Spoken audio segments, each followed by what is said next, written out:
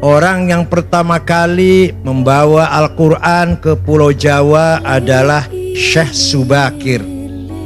Syekh Ahmad Subakir membawa Al-Quran, diperkenalkan kepada Ratu Sima, Raja Kalingga di Jepara.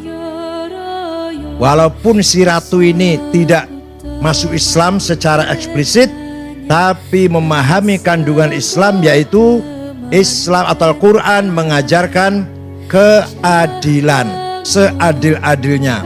Maka Ratu Sima, Kerajaan Kalingga Jepara, terkenal ratu yang paling adil, dan masyarakatnya dipersilahkan, diberi kebebasan memeluk agama Islam.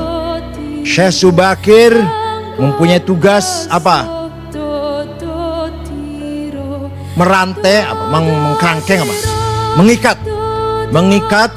makhluk-makhluk jahat yang ada di Jawa. Semua diikat dengan rantai, dibuang ke Laut Selatan, kecuali dua makhluk yang tidak mengganggu Islam, gak mau dibuang ke Laut Selatan, yaitu Sang Hyang Semar dan Sang Hyang Togog. Salam Santarus bisa cerita begini, Bib. Karena beliau makhluk sangat bagus, walaupun tidak masuk Islam, tapi tidak memusuhi agama Islam. Ulama kedua yang bawa agama Islam terkenal adalah Syekh Riasiddin An-Nisaburi, yang terkenal dengan Mbah Wasil. Beliau membawa kitab Al-Asrar, kitab rahasia, diajarkan kepada Raja Jayakatwang Joyoboyo, Raja Kediri Doho Kediri. Maka terkenal dengan ramalan Joyoboyo. Itu sebenarnya terjemahan dari Kitabul Asrar, kitab rahasia-rahasia, yang dibawa oleh Mbah Wasil. Kuburannya di belakang Masjid Setono Gedong, Kota Kediri. Kalau Syekh Subakir ada yang bilang kuburannya di Gunung Magelang, Gunung apa? Tidar. Ada yang bilang di mana-mana. Yang benar, yang presentasinya paling benar, di Goa di Sulawesi Selatan. Itu Mbah Subakir wafat di situ.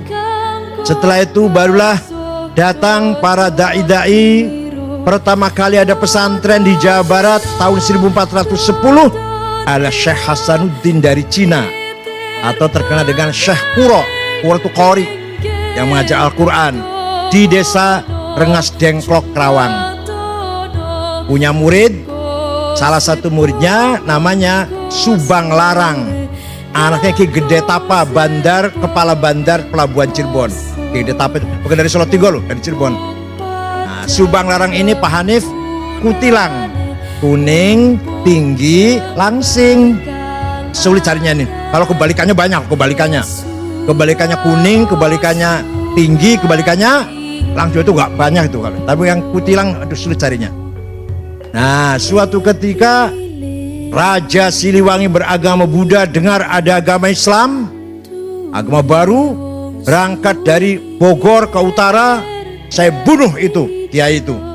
Sampai di sana mendengar kutilang sedang baca Quran, klepek-klepek, langsung lamar. Untuk saya saja kiai, silakan, tapi kamu harus masuk Islam. Udah masuk Islam gampang.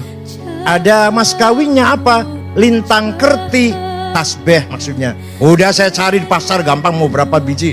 Nggak ada di sini. Adanya di Arab, gampang, saya mabur ke sana. Keluar dari rumahnya kiai, dia siap-siap terbang. Hong, macet. Biasanya terbang biasanya.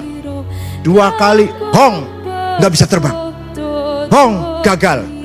Kata Syekh Kuro sambil ketawa ngekek-ngekek barangkali, kalau kamu mau terbang, baca Bismillahirrahmanirrahim, baru hong. Hongnya tetap dibaca, bismillah dulu. Ringkas cerita, terbang, tidak lama datang bawa tasbih.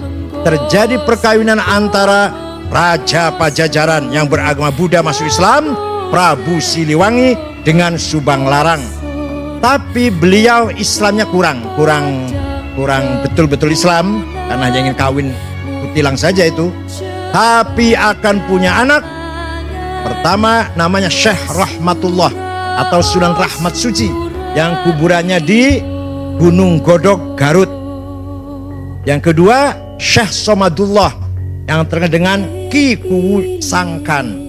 Yang ketiga, perempuan namanya Rara Santang, dinikah oleh Habib namanya Said Abdullah Ahmad Khan. Nanti punya anak Syarif Hidayatullah, Sunan Gunung Jati. Nih dongeng kayak gini harus apa santri ini.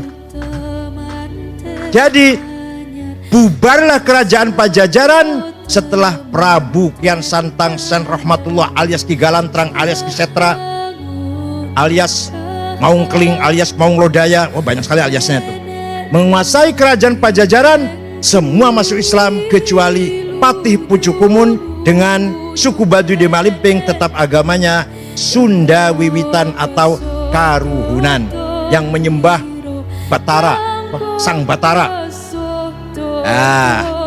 Itulah ulama mulai menyebarkan agama Islam di Pulau Jawa ini. Dari Rengas Dengklok, Syekh Hasanuddin Syahkuro melahirkan beberapa santri ahli baca Al-Qur'an.